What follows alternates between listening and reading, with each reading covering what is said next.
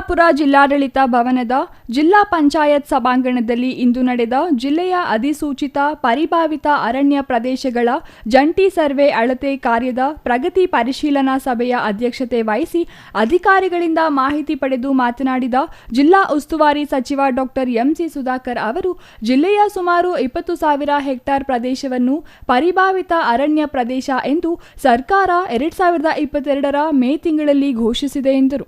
ಇವತ್ತು ಜಿಲ್ಲೆಯ ಪರಿಭಾವಿತ ಅರಣ್ಯದ ಬಗ್ಗೆ ಮತ್ತೊಮ್ಮೆ ಇವತ್ತು ಏನು ಇದುವರೆಗೂ ನಾವು ಕೊಟ್ಟಿರ್ತಕ್ಕಂಥ ಸೂಚನೆಗಳ ಮೇಲೆ ಏನು ಪ್ರಗತಿ ಆಗಿದೆ ಅಂತಕ್ಕಂಥದ್ರ ಬಗ್ಗೆ ಇವತ್ತು ಮತ್ತೊಮ್ಮೆ ಭಾಳ ವಿಸ್ತೃತವಾಗಿ ಇವತ್ತು ಚರ್ಚೆ ಮಾಡಿದ್ದೀವಿ.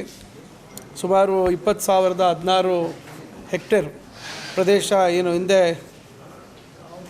5/4/2022ರಂದು ಅಧಿಸೂಚನೆ ಹೊರಡಿಸಿದರು. ಅದರಂತೆ ಇವತ್ತು ಚಿಕ್ಕಬಳ್ಳಾಪುರ ತಾಲೂಕಿನಲ್ಲಿ ಸರಿಸುಮಾರು 4,299 ಹೆಕ್ಟೇರು ಅಂದರೆ 10,623 ಎಕರೆ ಪರಿಭಾವಿತ ಅರಣ್ಯ ಅಂಥೇಳಿ ಘೋಷಣೆ ಆಗಿದೆ. ಈ ರೀತಿ ಒಂದೊಂದು ತಾಲೂಕು ಎಲ್ಲ ತಾಲೂಕು ಸೇರಿ 49,463 ಎಕರೆ ಅಂದರೆ 20,016 ಹೆಕ್ಟೇರ್ ಅಂದರೆ 49,463 ಎಕರೆ ಆಗುತ್ತೆ. ಇವತ್ತು ಒಂದು ರೀತಿ ಒಂದು ಹಂತಕ್ಕೆ ಬಂದಿದೆ. ಸರ್ಕಾರ ಕೂಡ ಈಗ ಮತ್ತೊಮ್ಮೆ ಜಿಲ್ಲಾ ಮಟ್ಟದ ಒಂದು ಸಮಿತಿಯನ್ನು ಮಾಡ್ತಾ ಇದ್ದಾರೆ, ತಾಲೂಕು ಮಟ್ಟದ ಸಮಿತಿ ಮಾಡ್ತಾ ಇದ್ದಾರೆ. ಈಗಾಗಲೇ ದಾಖಲಿತ ಅರಣ್ಯ ದಾಖಲೀಕರಣ ಮತ್ತು ಪರಿಭಾವಿತ ಅರಣ್ಯ ಭೂಮಿಯ ನ್ಯೂನ್ಯತೆ ಸರಿಪಡಿಸುವ ಸಂಬಂಧ ತಜ್ಞರಿಂದ ತಾಲೂಕು ಮತ್ತು ಜಿಲ್ಲಾ ಮಟ್ಟದ ಸಮಿತಿಗಳನ್ನು ರಚಿಸಿ ಇತ್ಯರ್ಥಪಡಿಸಲಾಗುತ್ತದೆ.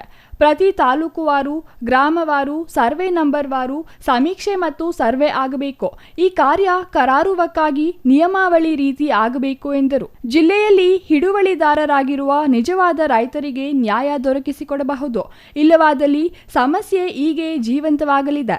ಸರ್ವೆ ಸಮೀಕ್ಷೆ ಕಾರ್ಯ ಅತ್ಯಂತ ಜವಾಬ್ದಾರಿಯುತ, ತ್ವರಿತವಾಗಿ ಮಾಡಬೇಕು ಎಂದು ಕಟ್ಟುನಿಟ್ಟಿನ ಸೂಚನೆಯನ್ನು ಸಚಿವರು ನೀಡಿದರು. ಈ ರೈತರದ್ದು ವಿಚಾರ ಅಷ್ಟೇ.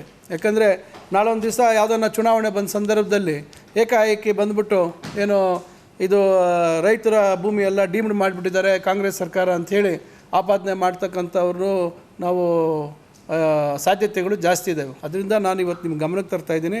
ಬೇರೆ ಯಾವ ತಾಲೂಕಿನಲ್ಲಿ ಈ ರೀತಿ ಎಂಟ್ರಿ ಆಗಿಲ್ಲ. ಇಲ್ಲಿ ರೈತರಿಗೆ ಇವತ್ತು ನಾಳೆ ಬೆಳಗ್ಗೆ ಏನಾದರೂ ಅವ್ರು ಮಾಡಲಿಕ್ಕೆ ಹೋದರೆ, ಒಂದು ಭೂ ಪರಿವರ್ತನೆ ಮಾಡಲಿಕ್ಕೆ ಅಥವಾ ಇನ್ನು ಬೇರೆ ಏನಾದರೂ ಕೋಳಿ ಫಾರ್ಮ್ ಮಾಡಲಿಕ್ಕೋ ಮತ್ತೊಂದು ಮಾಡಲಿಕ್ಕೋ ನಾಳೆ ಹೋಗಿ NOC ಬೇಕು ಅಂದರೆ ಅಲ್ಲಿ ಫಾರೆಸ್ಟ್ ಅಂತ ನಮೂದಾಗಿರ್ತಕ್ಕಂಥ ಸಮಸ್ಯೆ ಆಗಿದೆ. ಆದರೂ ನಾವು ಇದನ್ನು ಮುಂದೆ ಏನೋ ಸರ್ವೋಚ್ಚ ನ್ಯಾಯಾಲಯದ ಮುಂದೆ ಏನು ಸುಪ್ರೀಂ ಕೋರ್ಟ್ ಮುಂದೆ ತೆಗೆದುಕೊಂಡು ಹೋಗ್ತಕ್ಕಂಥ ಪಟ್ಟಿಯಲ್ಲಿ ಇವನ್ನೆಲ್ಲ ಸೇರಿಸ್ಕೊಂಡು ರೈತರಿಗೆ ಅನ್ಯಾಯ ಆಗದ ರೀತಿಯಲ್ಲಿ ಇವತ್ತು ಈ ಪ್ರಕ್ರಿಯೆಗಳು ಮಾಡಬೇಕು ಅಂತೇಳಿ ಬಹಳ ಸ್ಪಷ್ಟವಾಗಿ ಸೂಚನೆ ಕೊಟ್ಟಿದ್ದೀವಿ. ಅರ್ಜಿದಾರರು ಸುಮಾರು ವರ್ಷಗಳಿಂದ ಉಳುಮೆ ಮಾಡುತ್ತಿದ್ದು ಸದರಿ ಪ್ರದೇಶವನ್ನು ಪರಿಭಾವಿತ ಅರಣ್ಯವೆಂದು ಘೋಷಿಸಿರುವುದು, ಅರ್ಜಿದಾರರಿಗೆ ಈಗಾಗಲೇ ಸರ್ಕಾರಿ ಜಮೀನು ಗುತ್ತಿಗೆಗೆ ನೀಡಿದ್ದು ಅಂತಹ ಜಮೀನು ಪರಿಭಾವಿತ ಅರಣ್ಯವೆಂದು ಘೋಷಿಸಿರುವುದು ಆಕ್ಷೇಪಗಳಿಗೆ ಕಾರಣವಾಗಿದೆ. ಅರಣ್ಯವಲ್ಲದ ಇತರೆ ಪ್ರದೇಶಗಳನ್ನು ಪರಿಭಾವಿತ ಅರಣ್ಯ ಪ್ರದೇಶದ ವ್ಯಾಪ್ತಿಗೆ ಸೇರ್ಪಡೆ ಮಾಡುವುದು ಸಮಂಜಸವಲ್ಲ. ಅಂತಹ ಪರಿಭಾವಿತ ಅರಣ್ಯ ಪ್ರದೇಶವನ್ನು ಅರಣ್ಯ ವ್ಯಾಪ್ತಿಯಿಂದ ಕೈಬಿಡಲು ಅಗತ್ಯ ಕ್ರಮ ವಹಿಸಿ ಅಧಿಕಾರಿಗಳಿಗೆ ಸೂಚನೆ ನೀಡಿದರು. ಜಿಲ್ಲಾಧಿಕಾರಿಗಳ ನೇತೃತ್ವದಲ್ಲಿ ಅರಣ್ಯ ಮತ್ತು ಕಂದಾಯ ಇಲಾಖೆ ಜಂಟಿಯಾಗಿ ಸರ್ವೆ ನಡೆಸಿ ಸಮಸ್ಯೆ ಬಗ್ಗೆ ಪರಿಶೀಲಿಸಿ ಮುಂದಿನ 10 ದಿನಗಳಿಗೆ ಮರು ಪರಿಶೀಲನಾ ಪ್ರಗತಿ ವಿಚಾರಣೆ ನಡೆಸಲಾಗುವುದು ಎಂದರು. ಈ ಸಂದರ್ಭದಲ್ಲಿ ಜಿಲ್ಲಾಧಿಕಾರಿ PN ರವೀಂದ್ರ, ಉಪ ಅರಣ್ಯ ಸಂರಕ್ಷಣಾಧಿಕಾರಿ ರಮೇಶ್, ಜಿಲ್ಲಾ ಪಂಚಾಯತ್ ಸಿಇಒ ಪ್ರಕಾಶ್ GT ನಿಟಾಲಿ, ಅಪರ ಜಿಲ್ಲಾಧಿಕಾರಿ N ಭಾಸ್ಕರ್, ಜಿಲ್ಲಾ ಉಪವಿಭಾಗಾಧಿಕಾರಿ DH ಅಶ್ವಿನ್, ಎಲ್ಲ ತಾಲೂಕು ತಹಸೀಲ್ದಾರ್ಗಳು ಹಾಜರಿದ್ದರು. Nandakumar, CTV news, Chikkaballapur.